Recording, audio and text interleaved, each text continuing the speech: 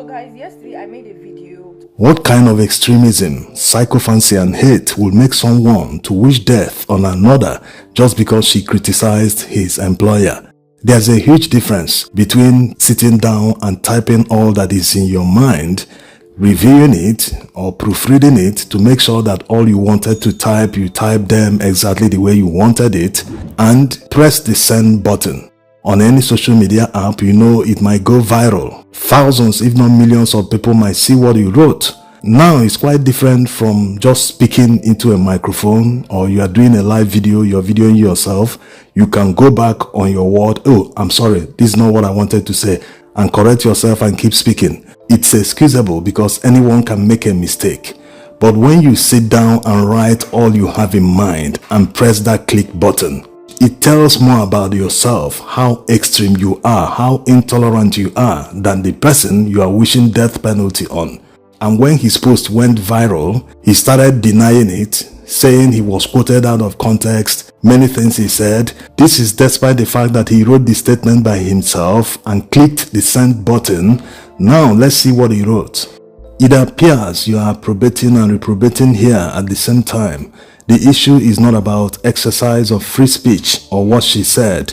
Is she not a corper? She can say whatever she fancies like people do per second. Citizens can abuse a living day out of their president or any public official. It is normal.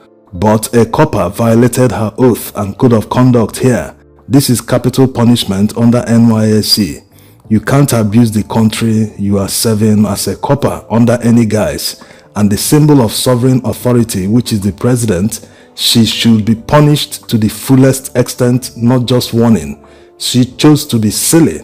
Then she should face the consequences. It is wrong to endorse bad behavior in any shape or form. We will never have a great country we all claim we desire when we gloss over blunt and egregious infractions like that of this corper. That blunt must have been a mistake. Maybe he wanted to write blatant. Anyway, it's not by accident, it's not a coincidence that people like these all surround Tinubu, from the likes of Bayo Onanuga and the role he played during the presidential election campaigns, and MC Oluomo, many of them, and now this guy has shown himself. Like the saying goes, like birds flock together. If he isn't this kind of person, this is not his character, there's no way he will be attracting the opposite. Look at all other heavyweight politicians. People that surround them almost reflect their kind of character. So he makes these appointments deliberately so as to continue the bigotry, continue the tribalism, nepotism, and Nigerians turn around and call him master strategist. All this strategy for what exactly? How does it benefit governance? How does it benefit the people? So these are the issues. When they refuse to face governance, focus on governance and deliver it to the people will love you for it. Nigerians are very nice people. They forget very quickly.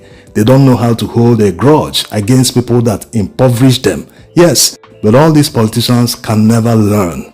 They always prey on that trigger that Nigerians respond to. Once they push that trigger, the attention of most Nigerians will shift to that trigger. They will no longer be talking about good governance. They will no longer be talking about competence. What are you going to do for us? How will you turn our fortunes around? No, they will just focus on that trigger. That's why he surrounds people that know how to push that trigger, how to touch Nigerians where they respond as if they have won a lottery.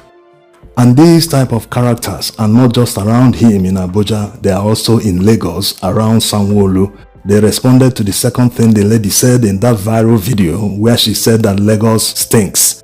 Why are people always triggered when they are criticized?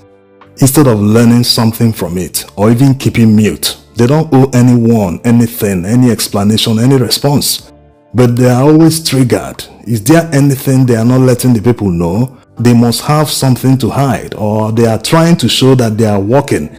And maybe what provokes their irritation and thuggish response to all these criticisms is because the statement exposes their incompetence. They are supposed to make Lagos clean. These are the people that are responsible for making sure everywhere is clean, like the Commissioner for Environment and all the other aides that work with him. So maybe that's why they always respond with so much hate and irritation, as if they want to fight the person. One of the aides who responded said that that's including the lady that made the statement, that they are the ones that are always rushing to Lagos. Every time they are moving en masse to Lagos, and when they come to Lagos, they are the ones that litter everywhere. And when the government wants to act, people will start shouting, hey, leave them, leave them. So what he's trying to say is that the problem is caused by people who emigrate to Lagos, who move en masse to Lagos, that they litter everywhere. That's why the whole place is stinking. But one reminder, there are many cities around the world that are highly populated more than Lagos State. Most of them are still very clean and serene. In fact, most receive more than 10 million tourists per year. You never see them complaining that the reason their city stinks, there's litter or parts of the city, is because of tourists who move en masse to their cities.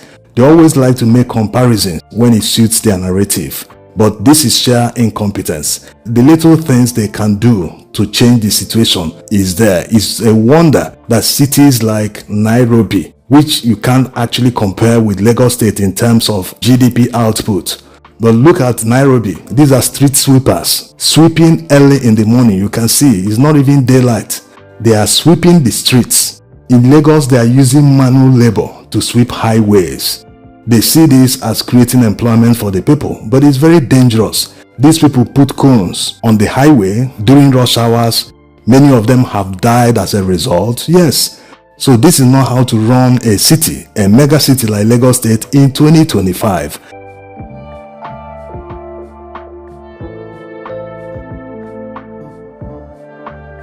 How much does a road sweeper cost? Yes, even as poor as Zamfara is, they have a mechanical road sweeper. You can see this in Zamfara State of all places. You can't even compare Zamfara State with Lagos on any metric.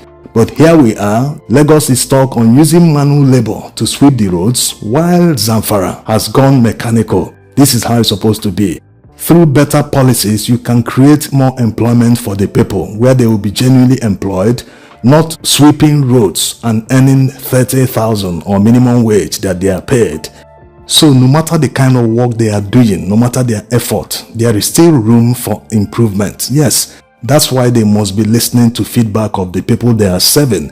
If these guys were working for a private company, say a bank for instance, would they have responded the way they responded to this lady? Absolutely not. But when it comes to governance that affects everyone, somehow they start sounding like thugs, and there are never repercussions. No, all the time they do this, they express bigotry, they talk to people anyhow they wish, without caring that they are serving the people. Power is transient. They can lose their jobs anytime or when the tenure of the administration ends, but they don't really care. So these are the issues. If you can't tolerate criticism, then you shouldn't be in public office. Public office means to serve the people. If you're serving the people and they tell you, do this way, or what you are doing is not enough, improve, and you take it as if they are insulting you, then you shouldn't be in public office. There was a time many years ago when Onitsha and Aba used to be the reference of dirty cities. When you want to say the dirtiest cities in Nigeria, even Africa, it was always Aba and Onitsha at that time. But there was never this kind of response from the people in charge in these cities. The commissioners, the aides, no, they have never responded in this manner. Because it is the truth. When people see something, they see refuse dumps, some places that are smelly, and they say it, it is the truth. No matter how you want to twist it, no matter how you want to make excuses that these are caused by people who move en masse to Lagos and all that, it still doesn't mean that the places they mentioned do not stink. As a matter of fact, Lagos cannot be compared to any city or state in Nigeria. Lagos is that far ahead in terms of GDP output, commercial activity, many things. Lagos should be compared to the likes of London, Cape Town, Johannesburg. When you make this type of comparison, you see how bad the managers of Lagos are doing. A highbrow neighborhood like Ikoyi doesn't have an underground sewer. If you construct a building there, you have to dig a septic tank. Can you compare that to Johannesburg, Cape Town, or London or New York? An underground sewer exists in Festac, but it's not a highbrow neighborhood. It used to be back in the 70s when the federal government built it, but the infrastructure there has broken down. What has the state government done all these years to improve infrastructure in Lagos, to improve the living standard to a level that is at least comparable to Cape Town, Johannesburg, and the likes? So these are the issues. It's not just talking about IGR. What are you doing with it? How have you improved the lives of residents? These are the things that count, not being irritated when people are saying the truth. There are places like this neighborhood in Lagos Island, they all stink. In some parts of Lagos Island, people don't even have septic tanks. They just channel it directly to the lagoon. The state government doesn't seem as if they are interested in solving all the problems. Most new neighborhoods are built by private developers. They negotiate directly with the landowners. They pay them. They start mapping out the plots. After mapping, they will sell to private individuals. They come and start building. That's the only time you see the government. They will come and start sealing all the construction sites. You haven't paid this, you haven't paid that. When you finish paying, they will now allow you to construct. Under normal circumstances, it's supposed to be the government that should move into a new site. They will go there first, build all the required infrastructure, roads, waterways, run power lines, and the people will start constructing and building. That's how it's supposed to be. But they will collect all these taxes from developers who are trying to expand the city, and after collecting these taxes, they might even come back in the future and demolish these buildings. Yes, so they need to do better. It's not by force to respond. When they are criticized, they need to learn something from it. If they don't want to respond, yes, they can just keep mute instead of responding in a thuggish way. Thanks for watching.